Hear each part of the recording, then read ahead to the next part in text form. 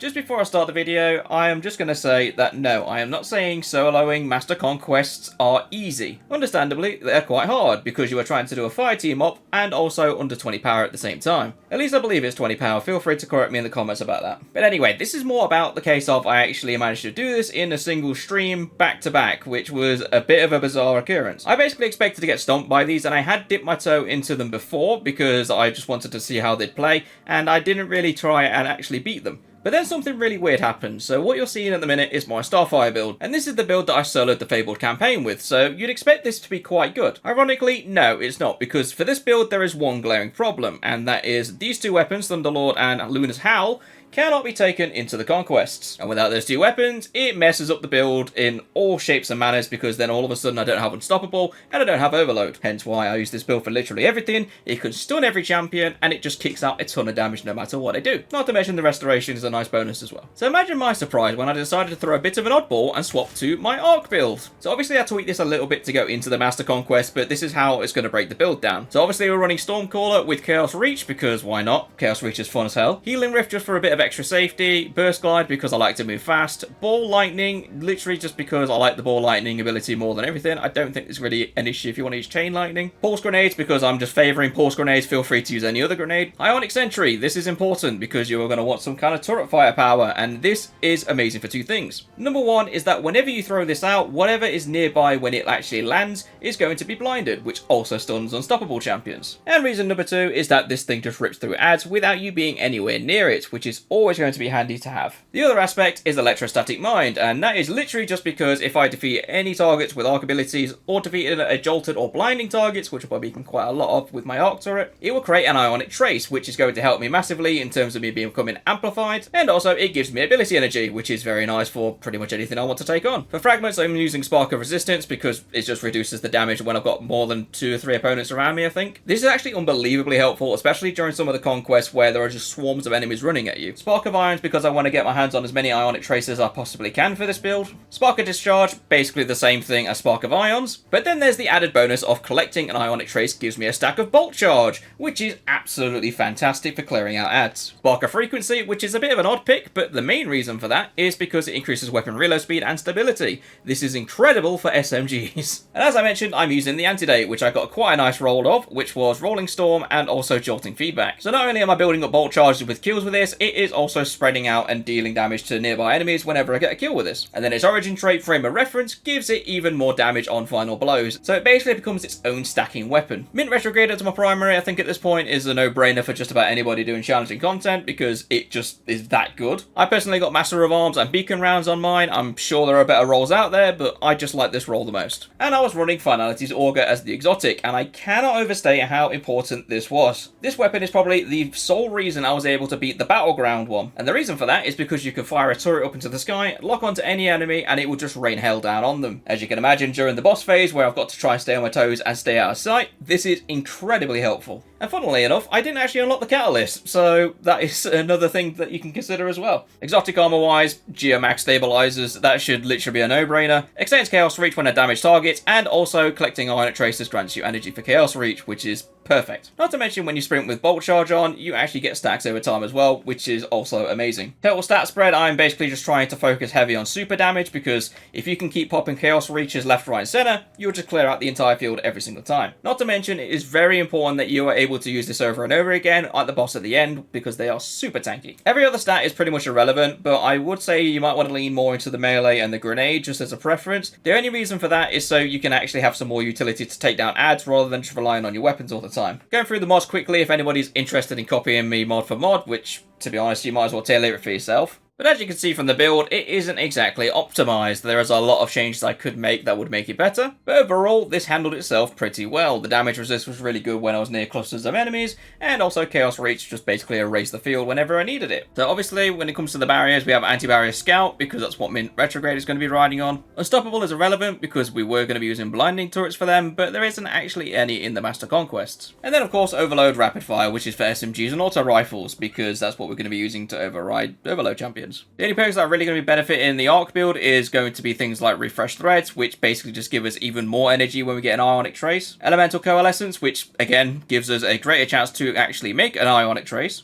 Stunning a champion with an elementally aligned weapon creates an explosion, basically. So whenever I stun something with my arc SMG, i.e. overload champions, it basically sends out an arc burst. And on top of that, it will also jolt them because it applies a debuff. And then there's shield crush, which basically, when you are amplified, you will get your grenade recharging faster and it will deal extra damage. Now, of course, there are probably better ways to optimize this, or you might think of your own ways to do it, but that is just some of the ones that I think benefit arc quite nicely. So now that I've gone over my build and how I basically did it, I can just give you guys some pointers on what I did and what might help you if you want to try running it solo yourself. For both Master Conquests, you basically need to play the long game. You can't go rushing headfirst into enemies thinking that you're going to be fine, because newsflash, they will slap you about, especially in the Conduit one, where you have limited life before a void thing will destabilize you, and that pretty much just means instant death. Obviously, dying early on isn't going to jeopardize your run too much, as long as you actually manage to build up at least 5 or 6 revives by the time you get to the final boss. If you can beat the final boss without dying, then fantastic, but it's better just to have that buffer in case anything goes wrong. So I'm going to start with Conduit, and the first thing I want to talk about is when you reach this big open room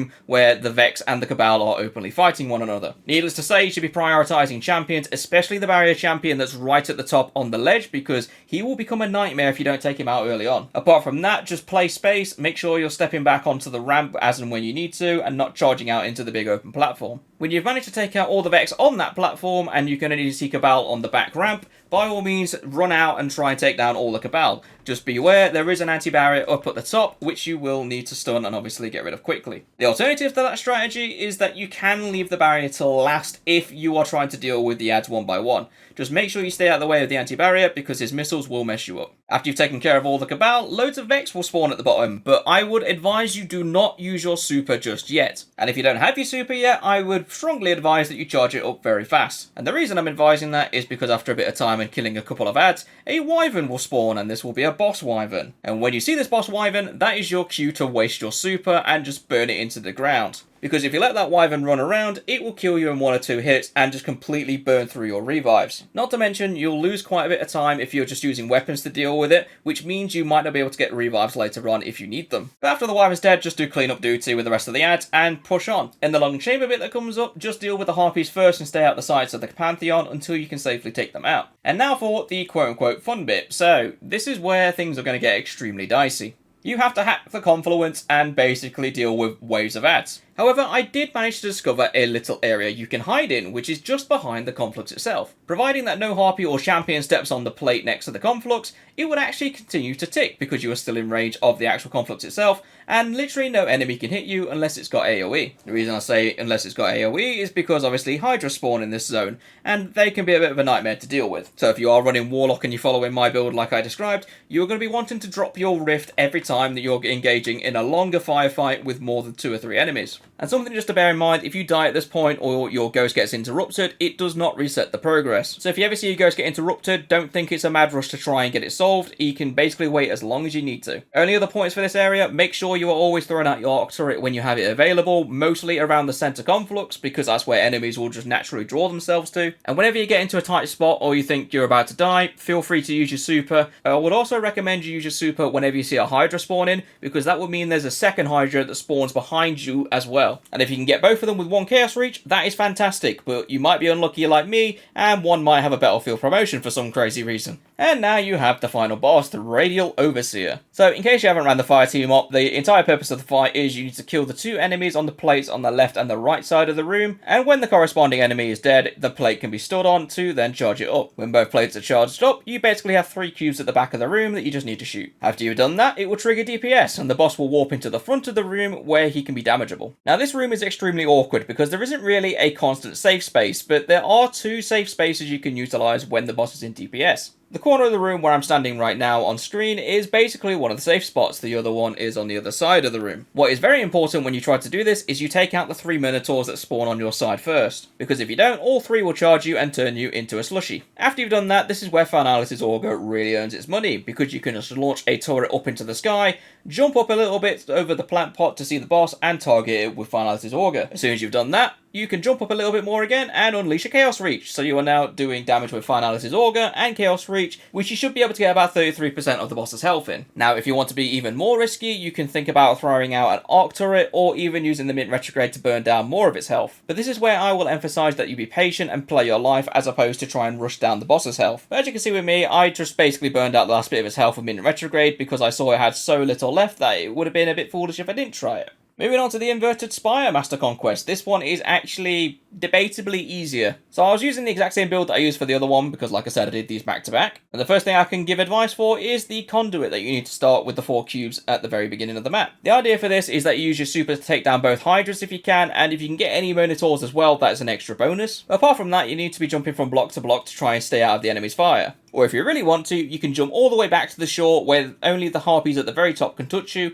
or the Minotaurs if they decide to trace you down. However, I will stress here, it is very important that you keep some of your Mint Retrograde ammo for the anti-barrier that is going to be coming up in a second. It's completely up to you if you want to waste them immediately with a Mint Retrograde, or if you want to try and take out the other ads first. But just make sure you are saving some anti-barrier ammo for when you do take him down. Moving on to the actual next encounter though, is the big room. Another helpful tip for this area is if you can shoot the box at the very back of the map before you start jumping down, you will actually get some Cabal on the other side of the map that will try and take out some Vex for you. When you've cleared out the Cabal and the Vex in the back of the room, you will actually have 2 Wyverns spawn in the middle of the room from where you just came from. And this is where you are going to want to burn a super and try and take them both out at the same time. You can see the way I'm doing it literally on screen, so by all means feel free to copy. The idea for Chaos Reach is you're trying to get as many enemies in a single line anyway, so if you can take down both Wyverns in a single line, that's fantastic. And then you get to the area with the tanks. So at this point, just take your time dealing with all the enemies. Don't rush forward with the tanks, otherwise they'll get wasted very quickly. Just pick off the Minotaurs and Pantheon turrets as you progress forward very slowly. Try to activate them one at a time,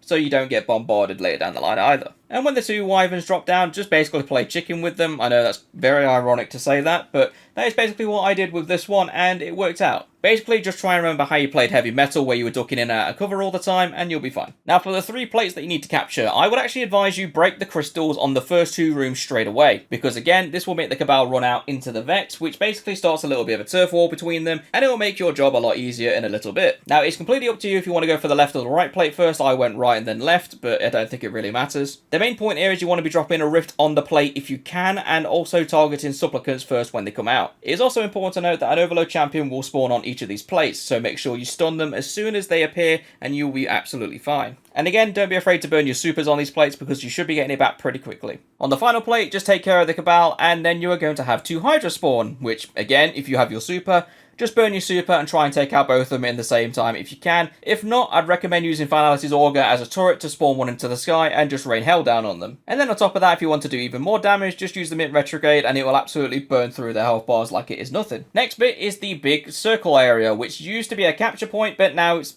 a bit trivial if I'm being honest. So when you jump down the hole and activate the hack, there is actually a spot at the back where you can jump to and stay out the line of fire of pretty much every ad that spawns. Now obviously you're still going to have to kill every single ad that spawns in the area, but this makes it drastically easier to survive. So I would advise that you do what I'm doing here, which is just peeking out, taking out ads one by one until I get a solid place to run out to. And when I have the solid area to run out to, I am basically just playing the environment and trying to take out enemies one by one. Eventually everybody will be dead and then you can just move on. Now you have the drill bit. So this is basically a skippable area. We are not bothered about score because you are doing solo, so I really wouldn't worry about this. And also your timer for bonus score should have expired by now, so getting score at this point is a bit pointless. Now then, the Modular Mind. This guy I hate with a passion, so if you do as well, I get where you're coming from. So this boss fight is all about playing the arena. It is not about dealing damage to the boss, which is the weirdest thing I'm ever going to say. On the first phase of the arena, you can see me basically running around in the back right corner, trying to stay away from the boss as much as I can, and using my Runescribe turret to actually deal damage to him whilst I deal with other ads. And not only that, I'm also burning my super on him to deal more damage at the start. When I've cleared out all the ads on the top level, I am then focusing on the boss to do damage, which is being done by my Arc turret and the Runescribe turret at the same time. The reason I'm doing this is because I'm trying to save out the Mint Retrograde ammo in case any mages rush me later on, or I get into a position where I just need to burn out ads.